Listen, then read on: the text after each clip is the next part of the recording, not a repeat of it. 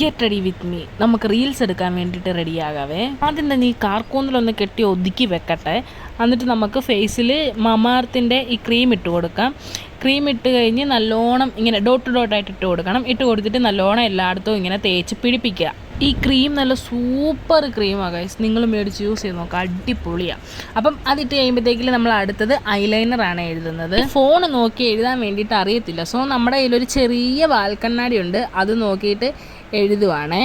രണ്ട് കണ്ണും സെയിമായിട്ട് എഴുതണമല്ലോ, അത് വലിയ ടാസ്ക് ഉള്ളൊരു പരിപാടിയാണ് ഗൈസ്. ഞാൻ എത്ര ശ്രമിച്ചാലും എൻ്റെ രണ്ട് കണ്ണും എനിക്ക് സെയിം ഇപ്പുറത്തെ കണ്ണ് റെഡിയായി കഴിഞ്ഞാൽ അപ്പുറത്തെ കണ്ണ് ശരിയാകത്തില്ല.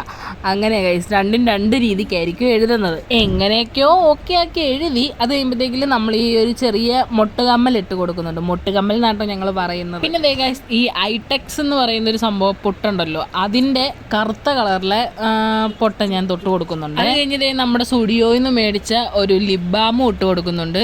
ഇതൊക്കെയാണ് ഗൈസ് ഞാൻ ഫേസിൽ ചെയ്യുന്നത്. അപ്പോൾ ഈ ചെറിയൊരു ഗെറ്റ് റെഡി വിത്ത് മീ ആയിരുന്നു, അത് നിങ്ങളെയും കൂടെ കാണിക്കാമെന്ന് വിചാരിച്ച്. പിന്നെ മുടി ചെയ്യുകയൊന്ന് ജസ്റ്റ് കുളിപ്പിന്നൽ പിന്നെ ഇടുന്നുണ്ട്.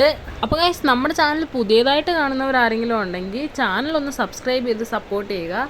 അപ്പോൾ എല്ലാവരും ഹാപ്പി ആയിട്ട് സുഖമായിട്ട് ഇരിക്കുന്നു എന്ന് വിചാരിക്കുന്നു. പുതിയൊരു വീഡിയോ ആയിട്ട് വരുന്നത് വരെ love you and bye guys.